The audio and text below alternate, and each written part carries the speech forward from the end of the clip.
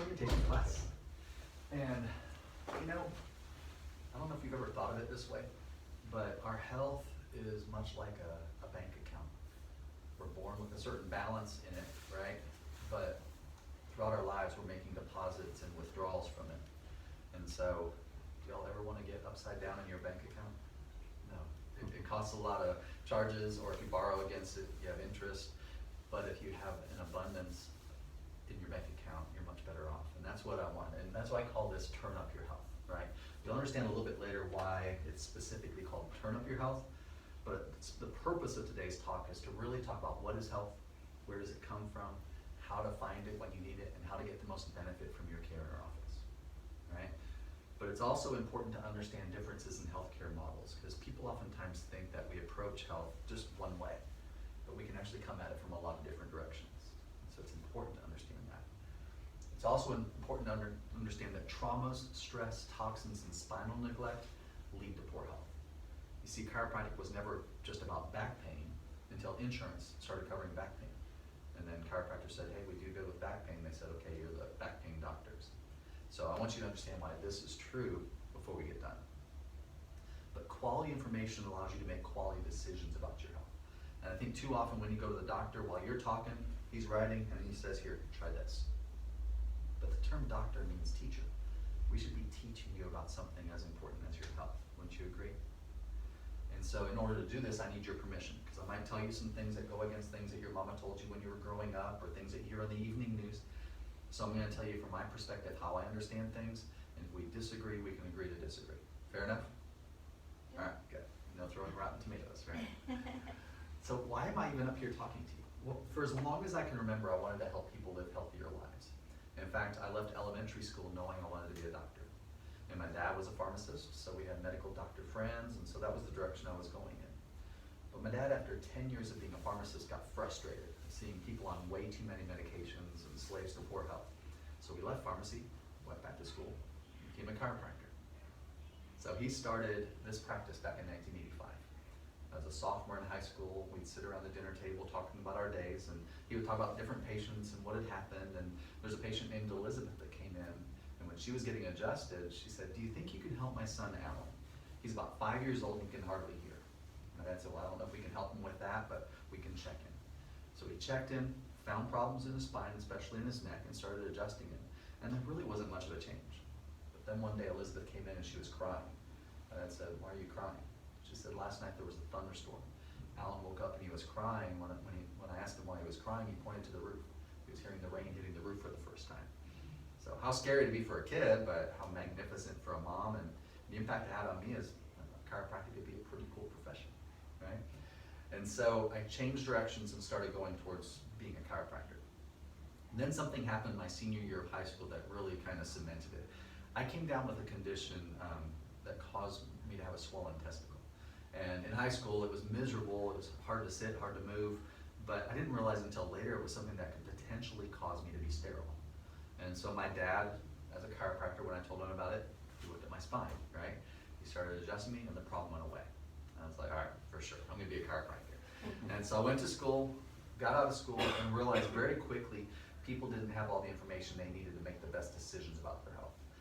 But at that point in my career, I wasn't bold enough to tell you what you needed to hear. I was more likely to tell you what you wanted to hear, because it's easier that way. But I had a friend come in who had a lot of neck and back pain, and he got better. But then he said, you know what, this is taking too much of my time, it's costing too much, I'm gonna stop care. So fast forward 2 years, a feed popped up on my Facebook, and it was him.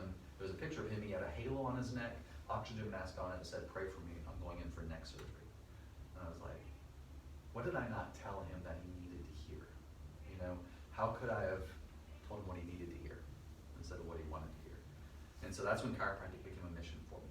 And that's the reason I'm talking to you today, because I want you to really understand why chiropractic care is one of the biggest things that you can do to put deposits in your health account. All right? So let's look at how we approach healthcare in our society. The predominant model of healthcare is focused on a symptom equals poor health. With that, I mean the objective is to relieve symptoms. And if you disagree with that, watch the evening news. You'll see commercial after commercial after commercial about this drug for GERD, and this drug for depression, and this drug for headaches, and it's just medication after medication after medication to treat this, that, and the other symptom. The problem with that is, if you judge your health by how you feel, can you be pain-free and symptom-free and still be unhealthy? What do you think? Sure, right? I think it's something like. Let's use an example. Can you have a cavity and not necessarily feel it? Yeah, my dentist patients say on average 5 years before you feel a cavity. And then by the time you feel the cavity, it's gonna be a root canal or you're gonna lose the tooth, right? But even more important, the top 3 leading causes of death don't have early symptoms. 70% of all heart disease, a heart attack, is the very first symptom that you have heart disease. You can have stage 4 cancer and not even feel it. So there's a fallacy of saying, well, I feel good, so I must be healthy, right? But let's flip the equation. Can you have pain and symptoms and it actually be a healthy thing? Yes. So whenever you work out or something, Yeah, feel that pain. that's a healthy thing. I'm gonna use one even more, maybe more severe, right? You eat some bad food for lunch and you're throwing up all afternoon long. Are you healthy or sick? Yeah, it's healthy. Because you're sick in the moment. It's a healthy reaction, but you feel sick as a dog, right? Well, is your body smart or dumb? Smart. It's smart. So what's it doing? It's Taking trying to care help of you, you. right? Yeah. There was an E. coli contamination of spinach about 9 years ago. You couldn't find spinach on the shelf for about 3 or 4 months, right? 19 people died from that contamination. But the thing is, E. coli is self-limiting. When you ingest it, it's coming out both ends, right? You're miserable. The 19 people died, all had one thing in common. They took something to stop the throwing up and the diarrhea. So all the toxins built up inside them and they died. Now, it's not saying we have to like throwing up, but we have to understand that so often symptoms are an indicator that our body's doing exactly what it's supposed to do. And it's warning you not to maybe overdo something. What about if you have a fever? It seems like in our society we're taught we gotta get this fever down. But is your body creating the fever or is the bacteria or virus creating the fever? Your body's in Your my body's creating the fever. So what is it doing? We already agreed it's smart, right? It does 3 main things with a fever. It mobilizes your immune response. It creates an environment that the bacteria and virus can't thrive in, and it increases your metabolism. So everything's happening faster in your body. Now let's say with the fever, if it's something that's common like every day and it happens towards the end of the night, like a consistent everyday low-grade fever. That's something to Then get that checked is- out, right? Okay. It's an indicator that there's some underlying problem, right? There's some sort of underlying inflammatory response or something. So I'm not saying a fever is always a good thing, Mhm. but Once a too month. often we try to get rid of it when we shouldn't, Yeah. right? We short circuit our body's best first line of defense.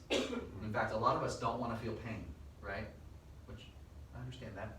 But what if I leaned up against a hot stove and I couldn't feel it? And I was just sitting here talking to y'all and we're like, something cooking, right? How much damage occurs when you can't feel pain that you should be feeling, right?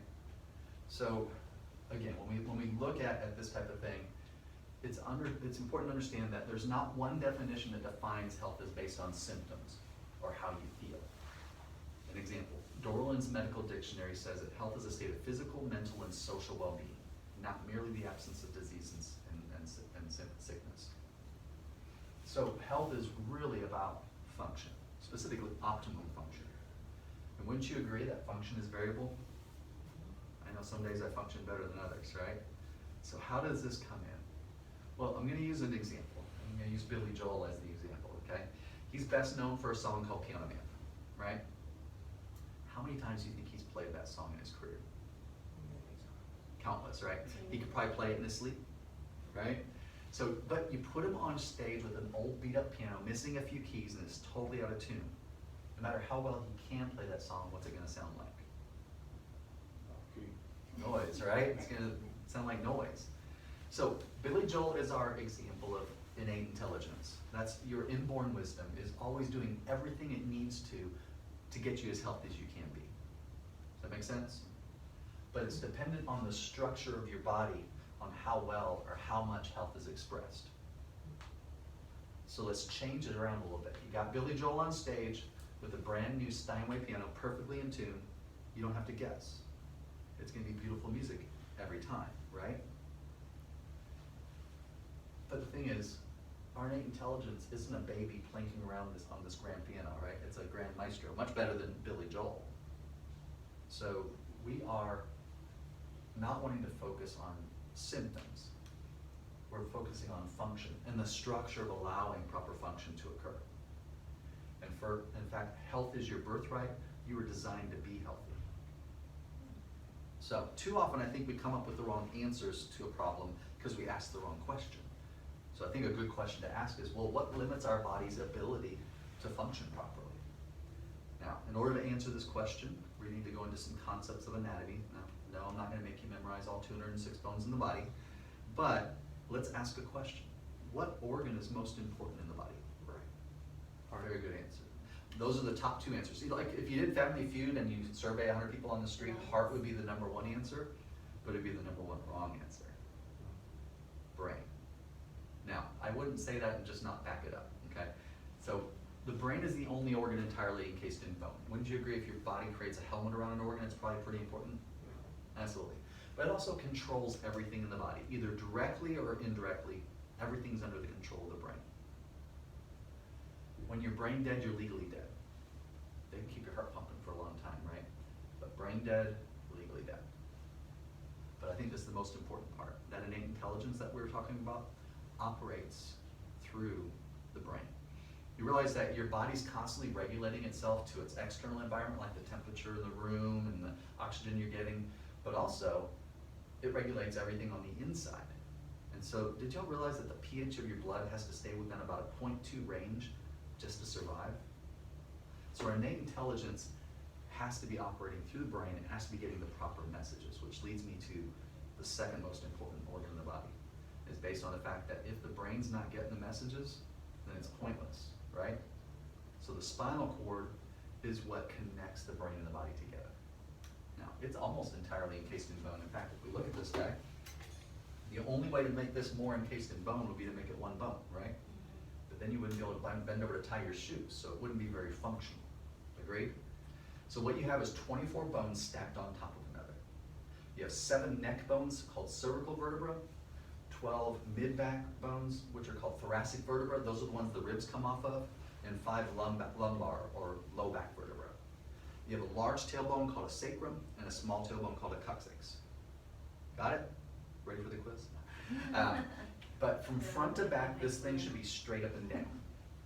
From the side, you should have curves. A curve to the front and the neck, curve to the back and the middle, and a curve to the front and the low back. As long as everything's lined up and moving properly, the messages from the brain to the body are getting through without any interference, and you have a potential for optimum health. Now, did I say if I get your spine functioning perfectly, you're gonna be perfectly healthy? No, I said potential, right? You have the potential for better health if we get this functioning properly. But this is one of the most neglected parts of our body. We don't think about it until it hurts, right?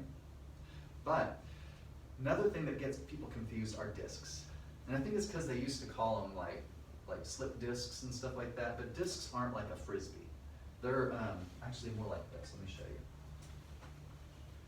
The disc has a firm cartilage outer and a soft jelly-like inner. Okay, so it's more like a visual would be like a water balloon.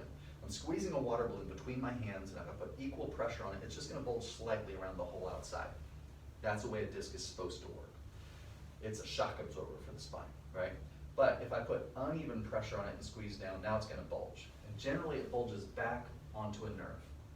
When it bulges, it inflames, it can start being miserable. As chiropractors, we do a great job with those problems because we can get the vertebra into a better position, allow it to heal, allow it to get stabilized, and make sure the pressure stays off the nerve.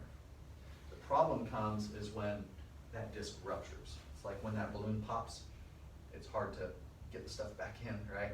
So that's more likely going to be a surgical problem. Now, I've helped cases like that, but it was like touch and go whether it was gonna be a surgery or not, and sometimes they do well, but it was still ended up being a surgery. So you can see why I wanna stay ahead of that, right? So what causes our spine to go out of alignment in the first place? I'll tell you.